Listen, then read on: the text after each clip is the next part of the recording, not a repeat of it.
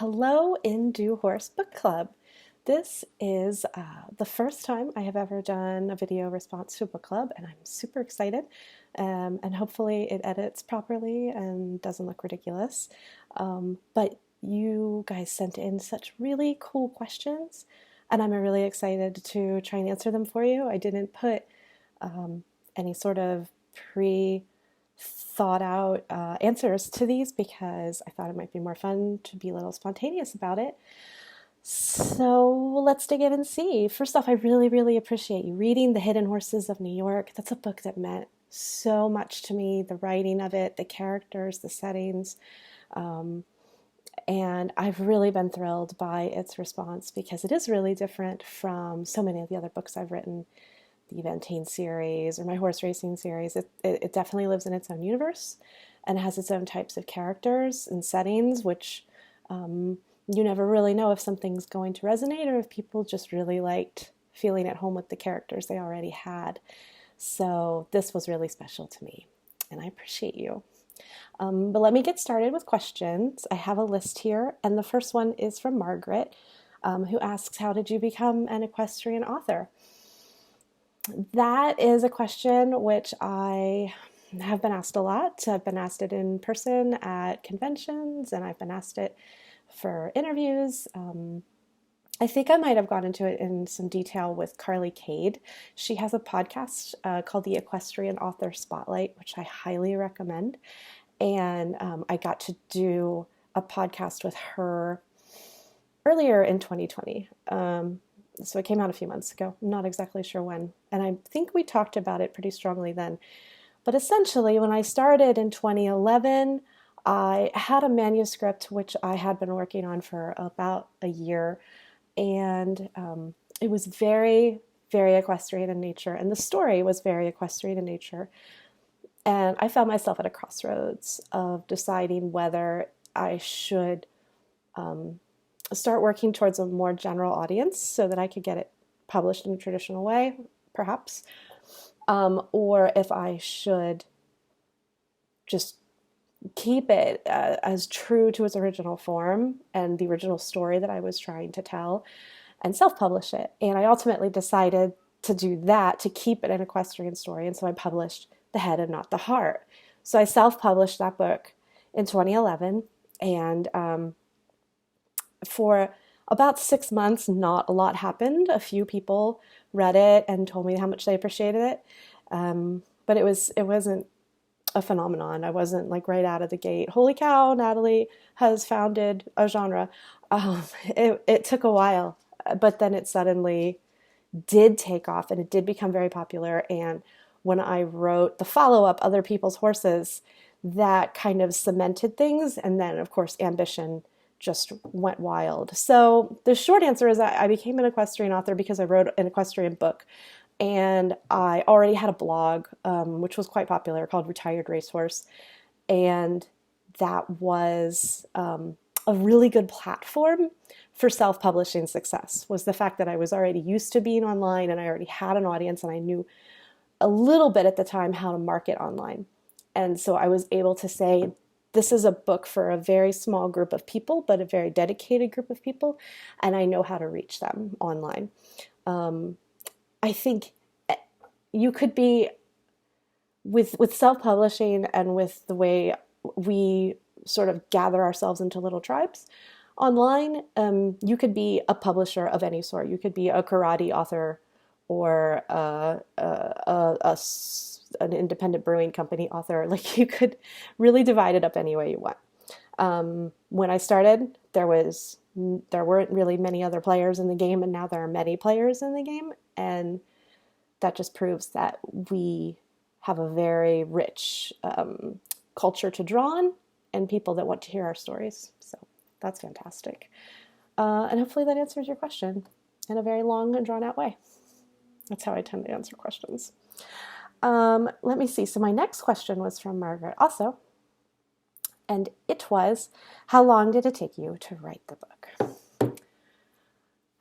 The Hidden Horses of New York probably took 9 to 12 months.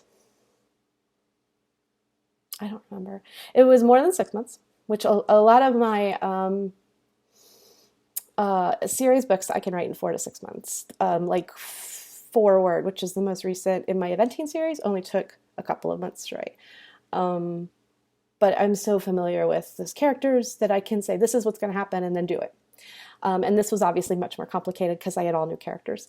And it took me a really long time to come up with the concept. Or rather, I had a very general concept for a long time about wanting to write this kind of story, but didn't have the plot or the characters worked out for a really long time. So I would say so far my standalones are taking me about a year between, and they're usually like maybe 4 drafts, and the first draft is usually unrecognizable from the 4th draft. So Ellen asks, tell us, is Jenny's character based on your own life? No, I don't think Jenny's character is based. Some of the things Jenny does, well, maybe a little. They're all based on us a little, right? Like every story is sort of a little bit of a memoir. Alex's story was certainly based on aspects of my life. Jules is based on every bad impulse I've ever had, and I love her for it. Jenny is a much nicer person, obviously. She's very young, so I was writing about somebody who is very naive and could be taken advantage of and didn't know how to trust her own heart. So I could have been writing about lessons I've learned in the past, for sure, and I definitely took a lot of the things that I feel very passionately about. Somebody wrote this review on Amazon. It was hilarious. It was like, we get it. This person loves to write, and this person loves New York. We understand that. Well, yeah, that's pretty much, yeah, I love New York and I love to write. So those two things do go together. So pieces of Jenny, for sure. And definitely things that Jenny has done, for sure. Hannah. No, I'm so sorry. Yeah, Hannah. I loved the inclusion of the police horses in Central Park. I read somewhere that you actually did that. How long did you do that for? Were those characters based on real people, and what was it like to ride a police horse in Central Park? So yes, I was with the Parks Department. They have a law enforcement group called the Parks Enforcement Patrol.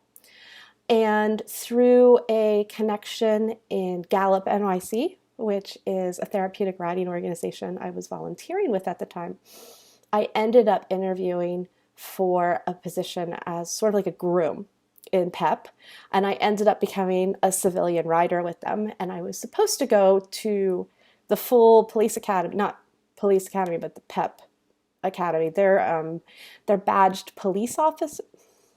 They're badged peace officers, not police officers. So in New York City, there are lots of people who wear badges who are not necessarily part of the NYPD.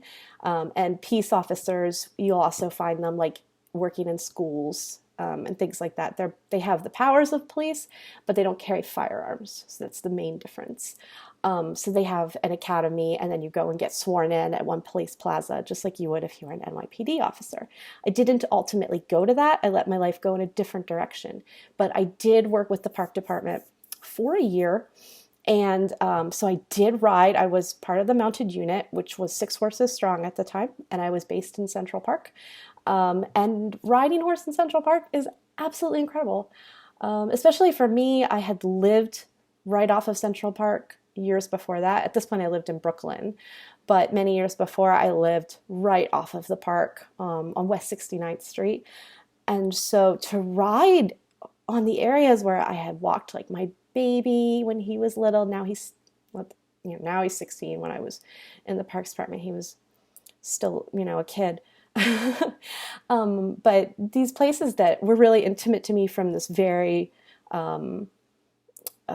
sort of turning point in my life when I became a mother were all of a sudden places that I was riding these horses and working every single day. And it was extraordinary. It was absolutely extraordinary. I don't know if there's any real way to describe the feeling of your job being riding horses in Central Park in New York City. I try in my book, but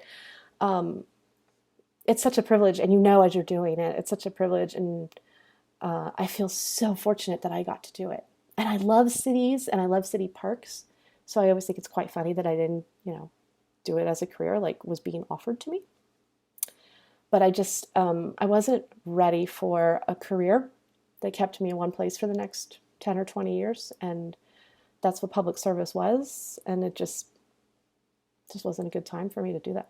So maybe it will be in the future. There were people on the force there who didn't join till they were retired, and they volunteered for a while and then they became members of the force. So I'm a big believer in life as chapters, and you never know what's going to come next. I just knew that wasn't my last chapter, and there was a lot more for me to do. So I had to, move on and do other things.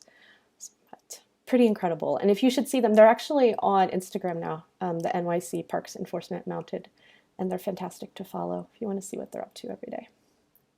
So thanks, Hannah. Joe asks, where do you get your story ideas from? I loved The Hidden Horses of New York was so different from your other series of books, and I would never be able to come up with such a good storyline. Joe, bless you. That is so kind. Stories are actually really hard for me. I am not a plotter by nature. A lot of times I'll think, what if there was a girl and she had a horse and it was this kind of horse? And what happened? Well, I don't know what happened. Does something have to happen? It kind of reminds me of Animal Crossing, which I have never played, but I am on, the internet enough to know exists. And it's like nothing happens, right? Like you just sort of like, well, today I'm going to, paint or plant things or whatever. And I have this really healthy affection for anything where you don't have to do something. It can just be an enjoyable spectator sport. But books really don't work that way as much as we would like them to, so things have to happen.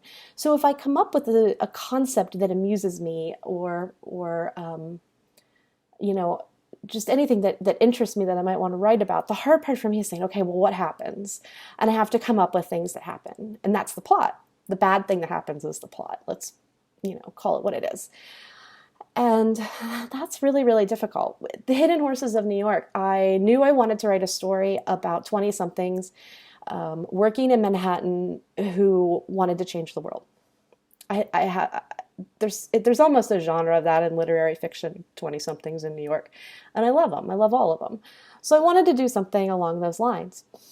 And I couldn't quite think of what. And it took a really, really long time. It usually takes conversations with my husband, who reads many of the same types of books I do. We both read a ton of literary and contemporary fiction, and but we have a lot of the same interests in fiction, and so we'll sit down and have a beer and just go, okay, well, what if this happens? That's how Other People's Horses came to be. I mean, that was only my second book. And that was very hard to come up with, because if the first book is the one where you rip your heart out and lay it on the stage, well, then the second book is one where you actually have to think of something that isn't your own miserable insides. And that's why second novels are notoriously hard, because then you actually have to come up with something new that you haven't been agonizing about for the past 10 or 15 years. And so Other People's Horses was a challenge, but my husband and I were in Saratoga, and we were walking around on this beautiful July day in Saratoga talking about it, and we sat down at a brewery and had a beer, and I had the Fasig-Tipton catalog, and I wrote in the back the plot as we came up with it, and then I wrote it. So when you say The Hidden Horses of New York was different, yeah, I was definitely hoping it would be, and it was hard. It was very, very hard. There was a lot of storyline about Aiden and other girls that I ultimately didn't even write, that I had in the outline. Just a lot of New York characters that I wanted to write, but ultimately I had to say, these don't fit in this book. And the book itself is well over 100,000 words, so they really physically didn't fit. I felt like there's a lot I wanted to say about observation and people that was not part of what would be a plot. So there's that word again. The ultimate decision when you come up with a book idea is, who's the character, what happens to them, how does it end? And the middle part is always the hardest. So, but as a general rule, where do I get my story ideas from? Honestly, they just pop into my head sometimes, but it's something really, really weak. Like, well, what if there was this person? Okay, what about it? And then I just and I'm working off a list of many story ideas. You have to understand, I have reams of unwritten books. It is horrifying how many unwritten books I have. So I'm not sure what the answer is. I think it just becomes habit. For Helen, I'm interested to know more about the carriage horses. Did you go to their stables when you were writing the book? Thank you for asking about carriage horses. Let's talk about carriage horses for a minute. When I moved to New York, I didn't know anything about carriage horses except what I'd been told, and I hadn't been told anything good. And I'm a firm believer in learning for oneself. And when I became part of the Parks Department team, I was working with the carriage drivers and the ASPCA, who are, in New York, they're people who drive around in marked cars, just like the police. The ASPCA are a force. And so carriage horses were a big part of our daily enforcement. We would ride along the hack line some days and just take a good look at the horses and stop and have conversations with the drivers. And if somebody wasn't in good shape, we'd maybe file that away and ask the driver about it if things didn't improve. But honestly, that didn't come up much, because what I learned was, just like any horse costs a fortune to keep. And when your horse is your paycheck, you take care of your horse. So they have that going for them. But then they have so many other pieces going for them, like enforced vacation. They literally are sent upstate for weeks at a time to go on vacation. No other horse has that privilege. The more regulated a horse's life is, I found, the more opportunity there is for that horse to be well taken care of, and the more opportunity there is for the public to see things they don't understand and say that they're wrong. And so anytime a horse lives its life in public, the opportunity arises for civilians to say, that's wrong, right? I mean, we see that just if your horse lies down in a pasture and people start knocking on your door to say your horse is dead, they're civilians. They don't know how it works. So with carriage horses, I had the opportunity to be up close and personal with the drivers, with the riders, or the owners, get to know them, get to know the horses. I had several horses that were my favorites. Learn about their schedules, learn about their stables. And if you're interested in seeing their stables, if you look up like Chateau Stables, there are absolutely photo tours and I think video online, so you can see they definitely live in New York City style homes. They're not huge, but many horses don't live in 12 by 12 box stalls. And I think I've seen plenty of riding horses in New York City who live in standing stalls. And I don't approve of standing stalls. And that's one thing, the carriage horses are regulated in such a way that they have stalls they can turn around in and lie down in. So right there, regulation makes a difference. So I'm a supporter of carriage horses, and I'm a supporter of urban horses. And that's something, again, I've learned from being on the ground with them. I worked with therapeutic riding in New York City. I have worked alongside riding lesson stables and livery stables, as well as police horses and carriage horses in New York City. And urban horses are important because they expose people to horses who wouldn't have that opportunity otherwise. I feel like if you're against zoos, you'd be against urban horses. But if you believe zoos exist as a way for people to get to know animals and care about animals they wouldn't otherwise, then you can look at urban horses in a really similar fashion. Plus, groups like Gallop NYC or groups that bring riding to people who live in the inner city, they're doing really important work on a psychological and a physical health level. And I don't think that can be discounted. We shouldn't be keeping horses just out in the countryside for the elite or for people who, have enough space to stick a horse in their yard. I think horses are too valuable to be consigned to just half of our society or less than half of our society. So that's my soapbox about urban horses and carriage horses. And I'm happy to answer more questions about that as well. Louise asked about Aiden. My question is about Aiden. I wasn't ever sure if Aiden was all good or not. I knew he was Jenny's friend, but I was never that sure if they were going to get together or whether they should. My question is, was that intentional or was I just super mistrusting of him? Both. I don't write good characters. I try not to write one-dimensional characters. I try to write characters who are difficult and realistic. And no relationship, with the exception of mine with my husband, is perfect.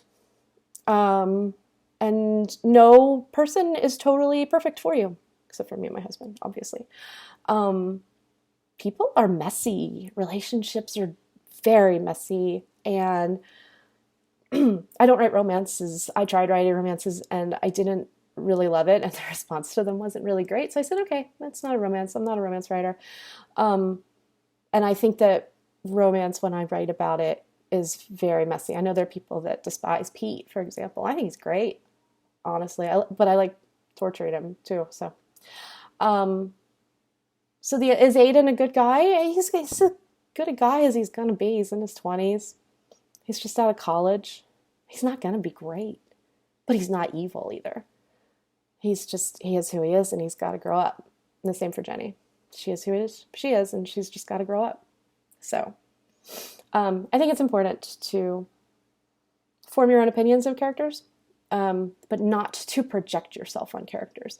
Because if you project your own expectations on every character you read, you're going to end up hating a lot of really, weird, complex, interesting stories. Not to say mine or any of those things, but just in general.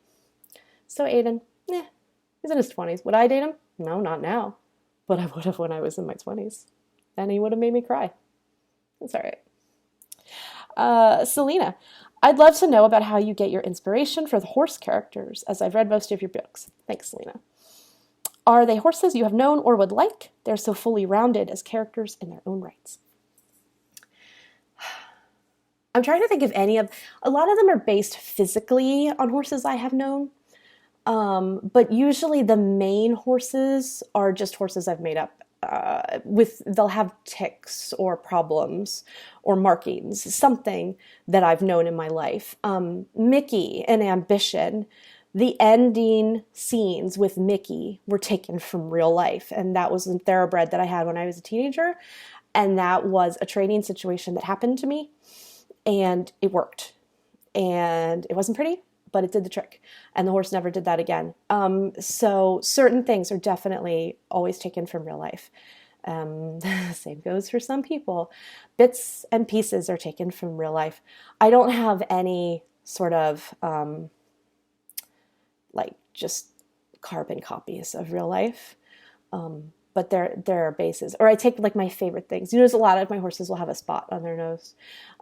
My old horse, Final Call, who was still hale and hearty in somebody else's barn, he had a tiny little spot on his nose, and I was obsessed with it. I just couldn't get enough of it. So I tend to put that into horses I love.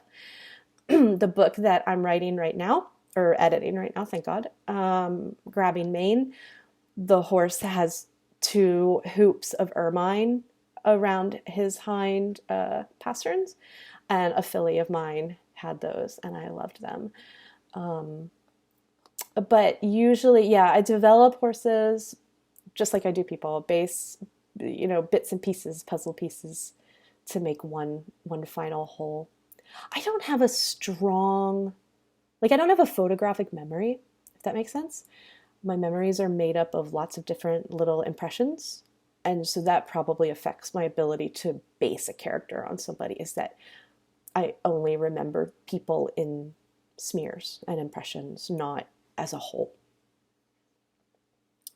And that's just something I've learned to deal with. I don't know what that means. And I have one more question here, which is if a particular horse inspired Mr. November, and that is from Claire. And no. Mr. November is a product of my imagination. But I will say, I wrote him after I started riding Ben, who is the chestnut Mustang that I ride, and I would say the attitude is 100%, not inspired by Ben, but as I was writing, it was like dealing with this in real life. Like, why are you like this?